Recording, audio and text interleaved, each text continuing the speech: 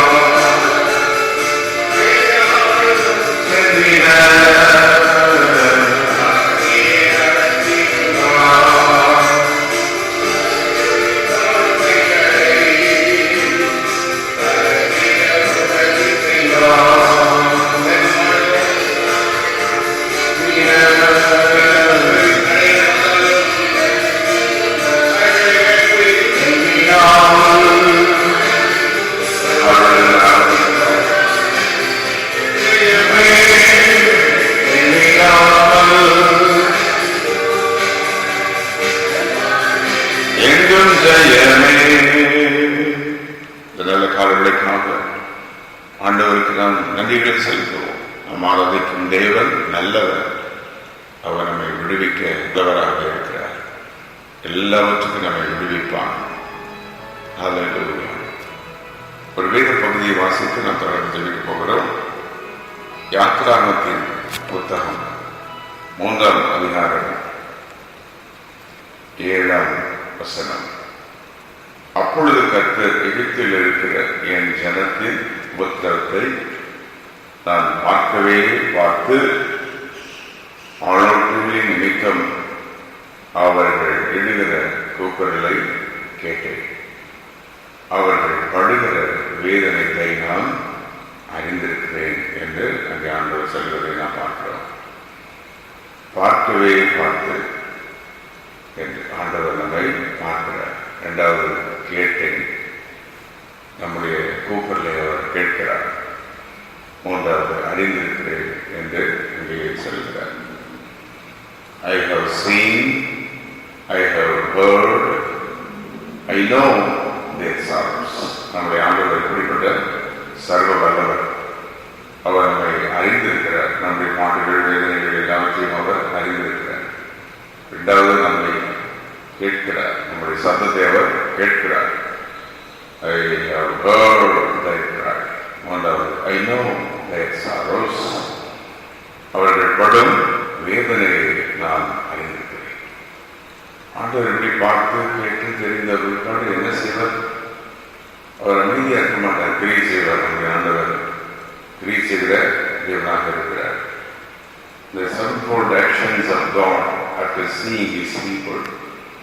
தெய்வம் தன்னுடைய ஜனங்களுடைய வேதனையை பார்த்த பிற்பாடு ஆண்டவருடைய கிரியைகள் அந்த குறிப்பிட்ட எழுத பகுதியிலே 3ஆம் அதிகாரத்தில் 7 விதமான கிரியைகளை நாம் அங்கே பார்க்கிறோம். ஒன்று, அவர்களை நான் விடுதலை ஆக்குவேன். 8ஆம் வசனத்தில் உடனே சொல்கிறார், எகிப்தியர் கைக்கு நான் அவர்களை விடுதலை ஆக்கின உடனே இந்த அவர் God decides to deliver His people. நம்முடைய வாழ்வில் கூட நம்முடைய பக்தர்களுடைய பாடலை கற்று பார்க்கிறார், கேட்கிறார், ஜகத்தை கேட்கிறார்.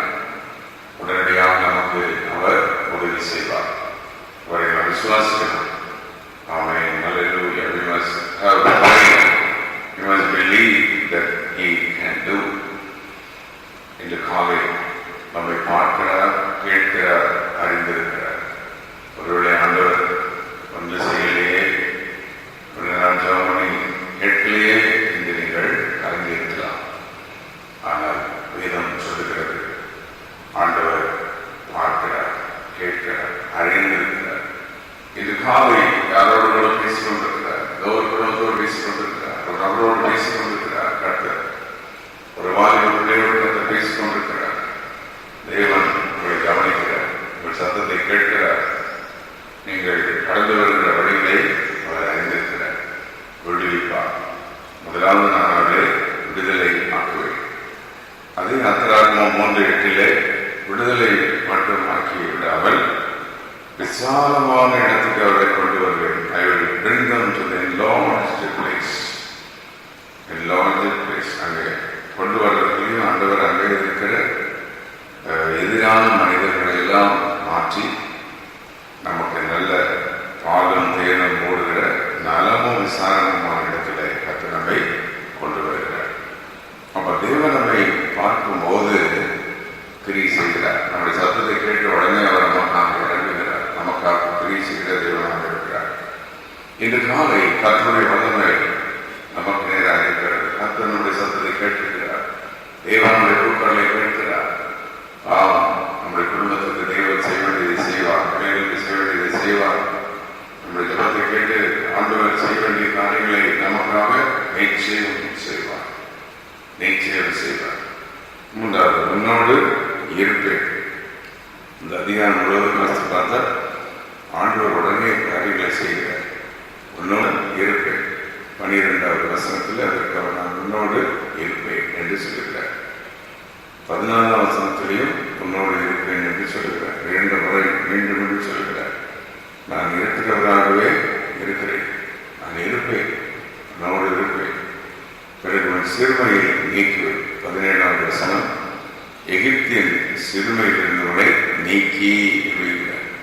I will take you out of your oppression. உங்கள் சிறுமையிலிருந்து உங்களை வெளியே தூக்கி எடுப்பேன் என்று சொல்லுகிறார். அடுத்தது 20ஆம் வசனத்திலே எகிப்தின் நடுவே அற்புதங்களை செய்து, நீங்கள் வானிடத்தில் மற்றவர்கள் நடுவில் அற்புதங்களை செய்து உங்களுடைய வழி நடத்துவேன். 21வது வசனத்தில் நாம் பார்க்கின்றோம், நீங்கள் வெறுமையாய் போவதில்லை, வெறுமையாய் போவதில்லை. ஆண்டவர் நம்மை ஜெபத்தை கேட்டு வெறுமையாக விடமாட்டார், அனாதையாக விடமாட்டார், ஒன்றுமில்லாமல் விட்டுவிட மாட்டார். அதே 21 உங்களுக்கு தயவு கிடைக்கப்படுகிறது. அன்னைக்கு இஸ்ரவேல் ஜனங்களுக்கு எகிப்தியர் கண்களில் தயவு கிடைத்தது. இன்று காலை தேவன் வாக்கின்படி செய்வாராக.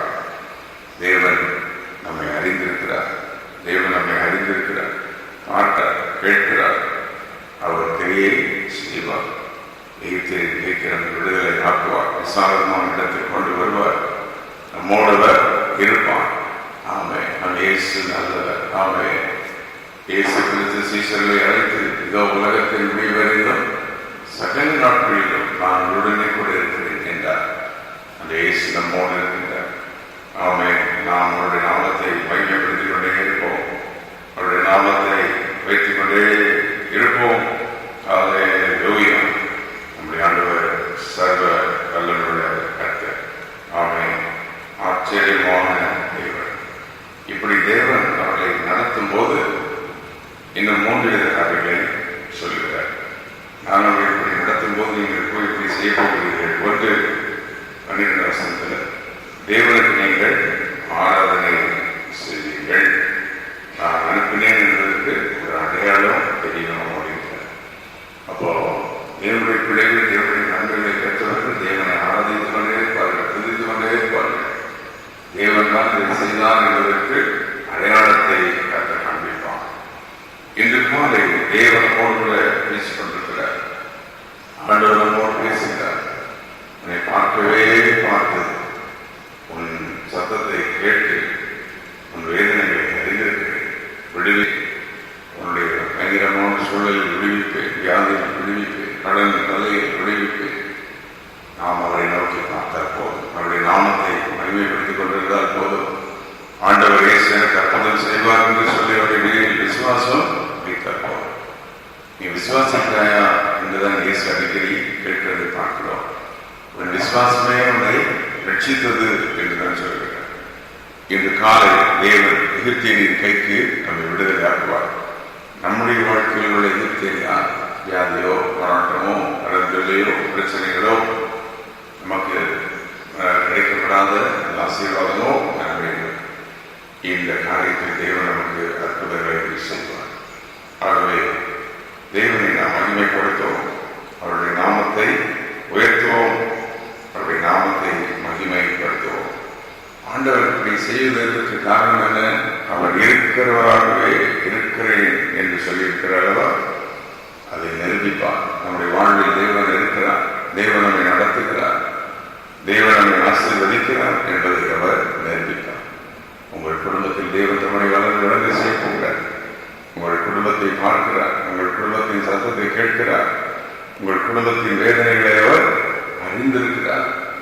என்று காலை தேவன் தம்முடைய வல்லமையை வழங்க செய்வார். இந்த நாள் தேவனுடைய அற்புதத்தின் நாளாய் மாறுவதாக, தேவனுடைய அதிசயங்களின் நாளாய் மாறுவதாக, தேவனங்களை பாதுகாக்கிற வழி நடத்துகிற நாளாய் மாறுவதாக.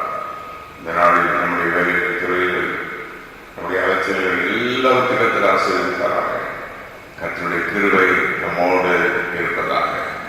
என் ஜனத்தின் உபத்திரவத்தை பார்த்து நான் இதை கேட்டு அதை அறிந்து நான் அவருடைய விடுதலையாக்க முடியாது வந்திருக்கிறேன்.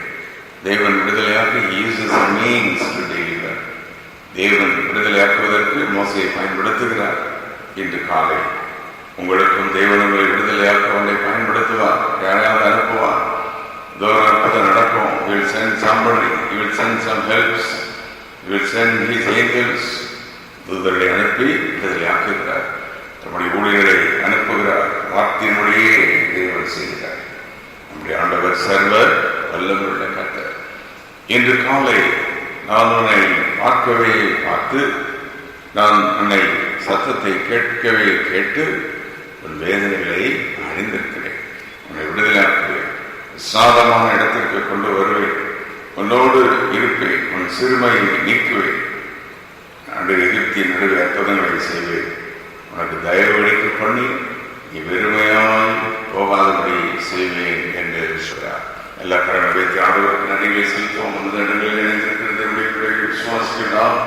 இந்த வார்த்தையுடைய நிறைவேறி பலிப்பதாக ஆகவே இயேசுவின் நாமத்திலிருந்து அவர்கள் எல்லா பாடுகள் வேதனைகள் மாறுவதாக, கர்த்தருடைய பிரசன்னம் நம்மை நிரப்புவதாக. ஹல்லேலூயா, ஹல்லேலூயா.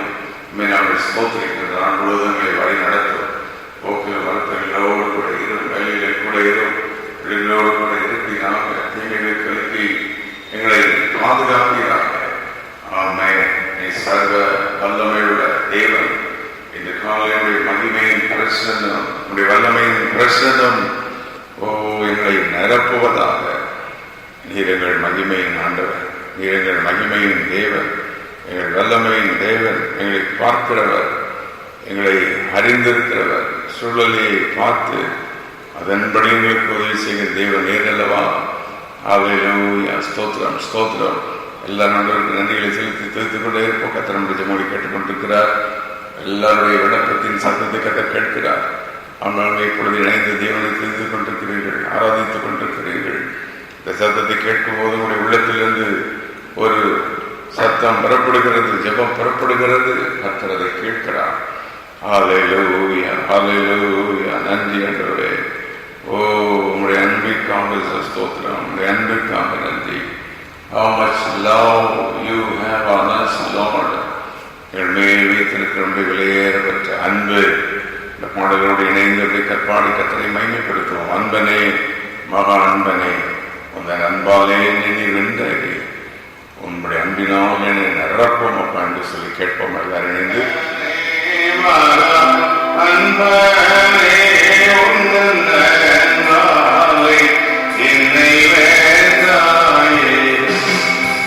அன்பனே மகா அன்பனே என்னை வேண்டாயே,